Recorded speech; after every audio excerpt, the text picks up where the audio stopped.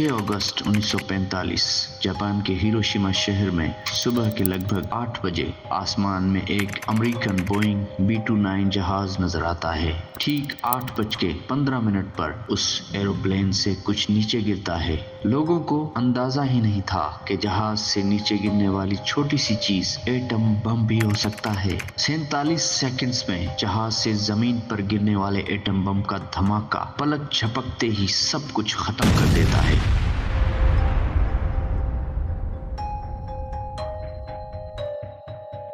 Hiroshima शहर में तेज रोशनी नजर आई और फिर एक फायरबॉल बनती है। जमीन पर दर्जे हरारत 4000 डिग्री सेल्सियस तक पहुंच जाता है। बस थोड़ी सी देर में ही लगभग 1 लाख लोग मारे जाते हैं।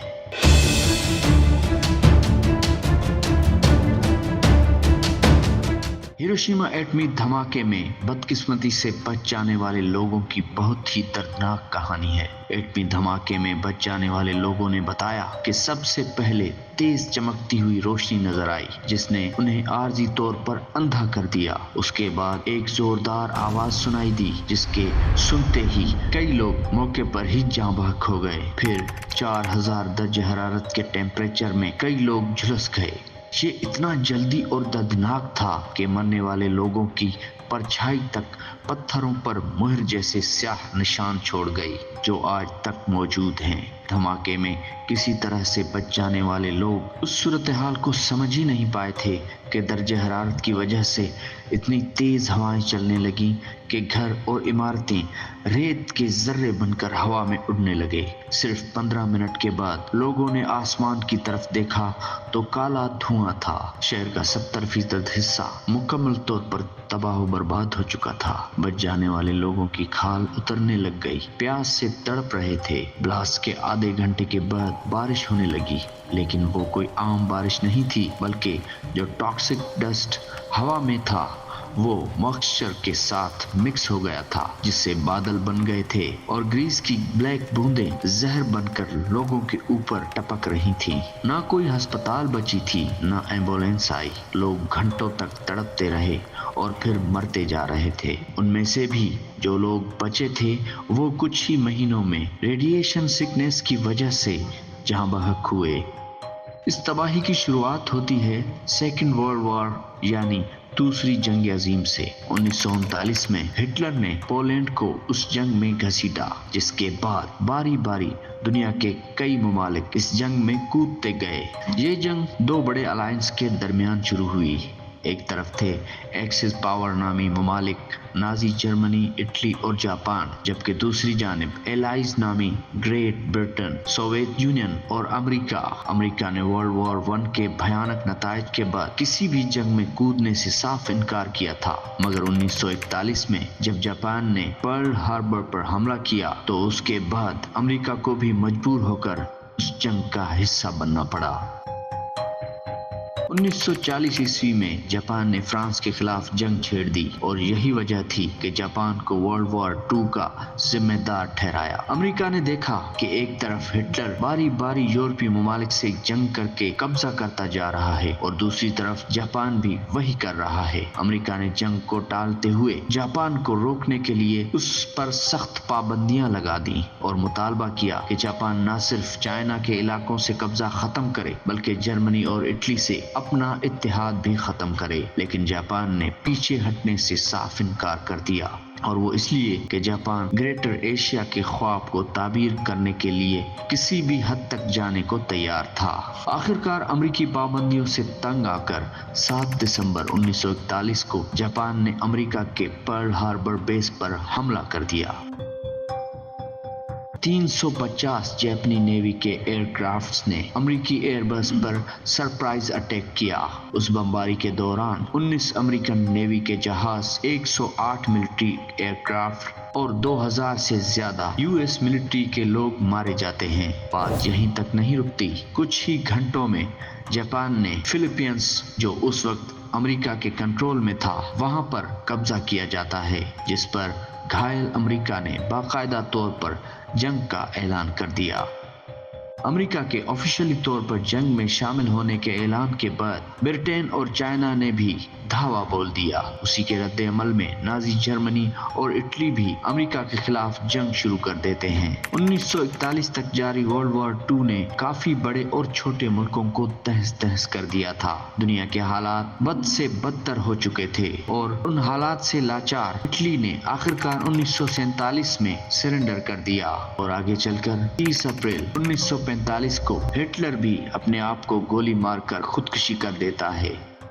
उसके बाद जर्मनी भी सरेंडर कर देता है, मगर एक्सिस पावर के इत्तेहाद में शामिल तीसरी बड़ी ताकत जापान ने सरेंडर नहीं किया, जिसके बाद शुरू होता है ऑपरेशन डाउनफॉल। अमेरिका और जापान के बीच आखिरी जंग, जिसे द बैटल ऑफ ओकिनावा कहा जाता है। ये जंग 1 अप्रैल 1945 से 22 जून 1945 तक लड़ी गई। इस जंग ने अमेरिका को हैरान और परेशान कर दिया। जापान की तरफ से जो अटैक किए गए उनमें से ज्यादातर खुदकुश हमले थे, मतलब जापान को हराने का सवाल ही पैदा नहीं होता। उसी वजह से बैटल ओकिनावा को ब्लडीएस्ट बैटल कहा जाता है। आखिरकार ये जंग जीती तो अमेरिका ने ही, मगर भारी नुकसान के बाद अमेरिका ने अपने 12,000 फौजी गंवा दिए, जबकि 50,000 से ज्यादा जख्मी हो गए। दूसरी जानिब अमेरिकी मिलिट्री के हाथों 1.5 लाख जापानीज सोल्जर मारे गए। उसके अलावा ओकिनावा पर बसे हुए 1 लाख मकामी जापानीज भी अपनी जान कुर्बान कर देते हैं। अमेरिका ने 12,000 फौजी गंवाने के बाद ये तस्लीम किया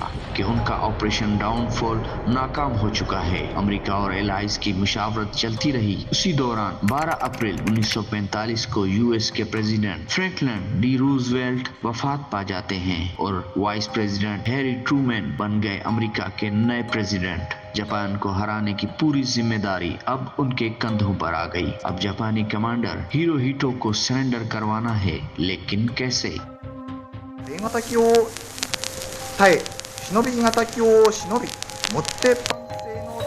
और फिर काम शुरू होता है टॉप सीक्रेट मिलिट्री प्रोजेक्ट पर, जिसको द मेन हिडन प्रोजेक्ट का नाम दिया जाता है। दुनिया के बड़े साइंटिस्ट्स दुनिया का पहला एटम बम बनाने के काम में लग जाते हैं। 16 जुलाई 1945 में इस एटम बम को न्यू मैक्सिको में टेस्ट किया गया और वो टेस्ट कामयाब रहा।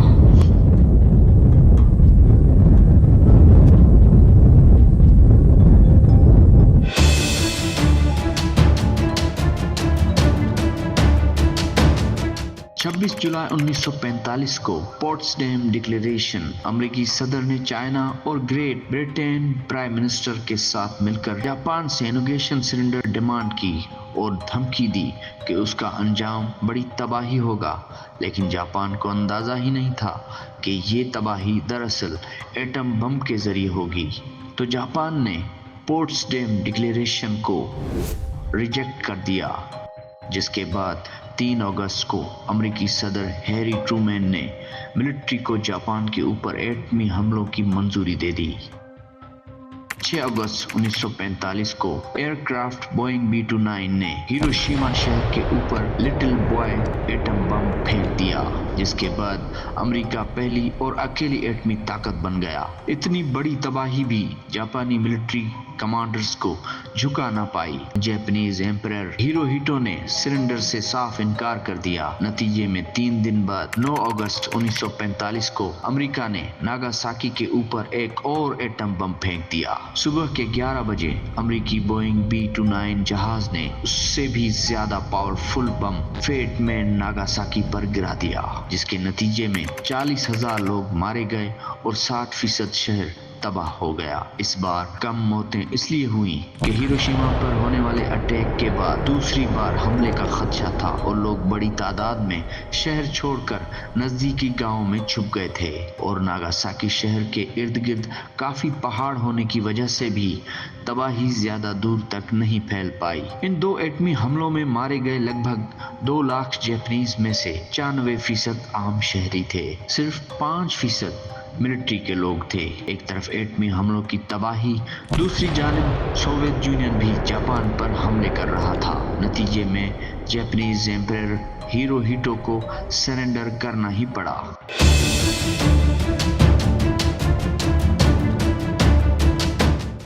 15 अगस्त 1945 को आखिरकार सेकेंड वर्ल्ड वॉर का इख्तिताम होता है। जंग खत्म होने के 7 साल तक एलाइज जापान के कब्जे में आने वाले सारी कंट्रीज पर अपनी हाकमियत कायम करते हैं। दूसरी जानिब जापान में नया कानून लाया जाता है। डेमोक्रेसी को इस्टेब्लिश करके एम्परर स्टेटस को महदूद कर दिया जाता है। जापान पर एटमी हमले आज भी अमेरिका का बहुत ही गैर इंसानी इक़दाम समझा जाता है, मगर सदर हैरी ट्रूमैन ने उस गैर इंसानी इक़दाम पर माफ़ी तो नहीं मांगी, उल्टा जब भी सवाल उठाया गया तो खुद को जस्टिफाई करते रहे।